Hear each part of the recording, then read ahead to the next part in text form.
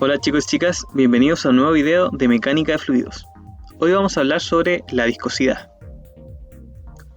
Cuando tenemos dos cuerpos sólidos en contacto y queremos mover uno sobre otro, notamos cierta resistencia al movimiento. Es decir, tenemos claro que necesitamos generar una fuerza para poder mover el objeto. Y el valor de esa fuerza depende del coeficiente de fricción entre ambos cuerpos. Bueno, este mismo caso también ocurre cuando tenemos dos fluidos, o también cuando tenemos fluidos y sólidos en contacto. Aquí es donde entra la viscosidad.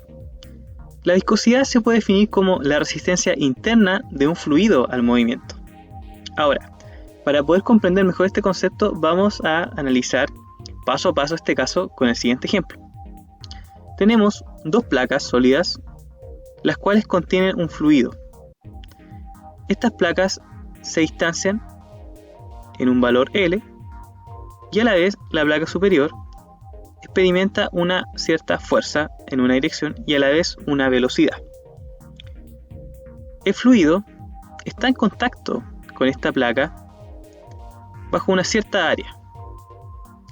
Ahora, este contacto del fluido con esa placa superior que está en movimiento con una cierta fuerza genera un esfuerzo cortante sobre la capa del fluido. Y ese esfuerzo cortante lo podemos definir como una fuerza sobre unidad de área, que corresponde al área en la cual está en contacto el fluido con la placa superior. Vamos a seguir analizando este caso. Por otro lado, tenemos ciertos datos de velocidad.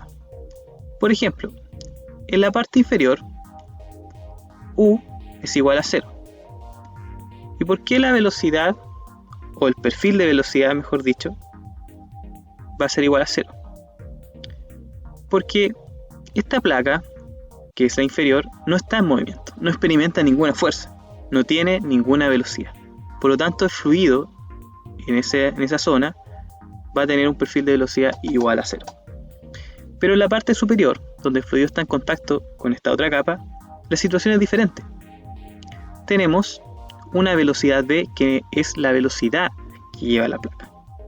Entonces, como en ambos extremos tenemos casos diferentes, lo que ustedes pueden ver acá es cómo va aumentando esa velocidad a medida que nos acercamos a la placa superior, que sí está en movimiento. Ahora, esto se puede definir bajo una función. En este caso, vemos que la velocidad va a variar, y varía con respecto a una variable, en particular, la posición. Sabemos que acá tenemos una distancia L y estamos bajo el eje Y. Por lo tanto, podemos definir el perfil de velocidad como una función U en función de el eje coordenado Y. Y este va a ser igual a I sobre L por la velocidad. Ahora, puede que quizás esto sea un poco enredado, pero se lo voy a explicar un poco más para que quede más claro. Supongamos que vamos a reemplazar un valor donde queremos ubicarnos entre 0 y L para encontrar la velocidad. Si nosotros nos paramos en 0, reemplazamos el 0 acá, igual 0, nos da un perfil de velocidad 0, lo cual calza con nuestro ejemplo. Y en caso contrario, de que nosotros queremos pararnos en L, reemplazamos L acá, se eliminan las dos y nos quedaría la velocidad. Es decir, calza con lo que estamos hablando. A eso se refiere esta función. Por otro lado, también tenemos una gradiente de velocidad. Esta gradiente de velocidad sería la variación de esta velocidad, valga la redundancia, con respecto a la variación de la posición. Y este se va a definir como la velocidad sobre la distancia L. Esa ecuación la vamos a dejar ahí guardada porque más adelante la vamos a ocupar. Ahora, tenemos claro toda esta información. Pero esto de acá, bueno, lo voy a explicar ahora. Supongamos que pasa un intervalo de tiempo diferencial de su dt y ocurre lo siguiente. Las partículas del fluido, o mejor dicho, el fluido mismo, va a experimentar una cierta variación angular, ¿ya? Y esa variación de ángulo, como estamos trabajando con elementos infinitesimales, se define como d sub beta, ¿ya? Es decir, tenemos en la parte inferior, que el fluido está en una posición M, y en la parte superior en una posición N. Pero luego de un instante de tiempo, debido a esta fuerza de la placa superior y a esa velocidad, vemos que la parte superior del fluido va a cambiar de posición. Y ese cambio de posición entre la parte superior y que la parte inferior se mantiene constante, genera este ángulo beta que ustedes pueden ver acá. Y a la vez podemos observar un desplazamiento que es de su alfa. Ahora, ¿cómo expresamos este diferencial de ángulo? Bueno, en este caso tenemos un ángulo que sería beta y ese diferencial se acerca, o se podría decir, se aproxima a la tangente de beta. Ahora, la tangente de beta, por trigonometría básica, sabemos que sería el cateto opuesto dividido en el adyacente. El opuesto sería, en este caso, de su alfa, ¿ya? Y el adyacente sería L, la distancia entre las placas. Ahora, d sub alfa, que en el fondo es el movimiento horizontal que experimenta la parte superior del fluido después de este tiempo o lapso de tiempo, podemos también definirlo como la velocidad por un diferencial de tiempo, ¿ya? De esta manera nos quedamos acá. Y esta misma velocidad, debido a la ecuación número 3, la podemos expresar como d sub u, o mejor dicho du, perdón, por L dividido en di. Si esto lo reemplazamos, nos quedaría finalmente que la variación, o mejor dicho, ese ángulo infinitesimal que es beta, de beta, sería igual a du sobre di por dt. Esto lo podemos reordenar y nos queda lo siguiente. d beta sobre dt es lo mismo que du sobre di. Ahora, esto, o mejor, esta ecuación a la que acabamos de llegar es muy importante, porque experimentalmente científicos han comprobado de que el esfuerzo de corte es directamente proporcional a la variación de beta con respecto al tiempo. Por lo tanto, si nosotros consideramos esa premisa, también se va a cumplir que el esfuerzo cortante va a ser directamente proporcional a nuestra gradiente de velocidad.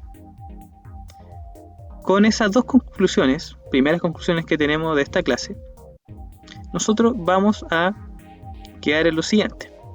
Todos los fluidos que cumplen la ecuación 6 y la ecuación 7 se les llama fluidos newtonianos. Y esto en honor a Isaac Newton, que expresó esto en el año 1687. Estos fluidos newtonianos, disculpen, se me enreda un poco ahí la palabra, tienen una cierta característica, ¿ya? Y la característica es que su esfuerzo cortante se puede expresar con la siguiente ecuación. Fíjense que esta ecuación, en este caso tenemos un término ya conocido que es la gradiente de velocidad, pero aparece uno nuevo, que es mu. Y mu recibe el nombre de coeficiente de viscosidad o viscosidad dinámica, ¿ya? Y la unidad de medida es el poise. Bueno, y el poise, en caso de que ustedes lo quieran llevar a unidades más conocidas, podría ser igual a un poise igual a 10 a la menos 1 pascal por segundo, o 10 a la menos 1 kilogramos por segundo a la menos 1 y metros a la menos 1. Con todo el análisis e información previa que nosotros ya realizamos, es posible expresar la fuerza que actúa sobre la placa, ¿ya? Esta fuerza que es desconocida, que nosotros no sabemos su magnitud, podemos encontrar su valor. ¿Y de qué manera? Multiplicando el esfuerzo cortante, es decir, este valor de acá, de la ecuación 8, por el área de contacto entre el fluido y la placa superior. Ahora, vamos a reemplazar la ecuación 8 del esfuerzo cortante en la ecuación 9. Y nos queda lo siguiente. Tenemos que la fuerza sería igual al coeficiente de viscosidad o viscosidad dinámica por el área por la gradiente de velocidad. Ahora, esa gradiente de velocidad, que es nuestra ecuación 3, también se puede expresar como la velocidad sobre la distancia entre las placas. Por lo tanto, consideramos eso y actualizamos esta ecuación de fuerza y nos quedaría que la fuerza sería igual a la viscosidad dinámica por el área por la velocidad sobre la distancia entre las placas. Ahora, esta última ecuación es muy importante, chicos, porque es el primer paso en todo lo que tiene que ver con viscosidad. Es decir, si nosotros tenemos la oportunidad de realizar un experimento donde podemos calcular la fuerza, el área de contacto entre el fluido y la placa, tenemos la velocidad y la distancia entre estas, perfectamente podríamos conocer la viscosidad de ese fluido. O viceversa, si nosotros ya tenemos el dato de la viscosidad y queremos calcular la fuerza que se ejerce, o mejor dicho, la fuerza que lleva esa placa, también la podemos calcular. Bueno, chicos, esto es todo por hoy. Espero que les haya gustado el video y más adelante vamos a continuar con este concepto de viscosidad, por supuesto desde un punto de vista más práctico, en donde todo esto que quizás parece un poco enredado va a quedar aún más claro. Nos vemos en la próxima clase.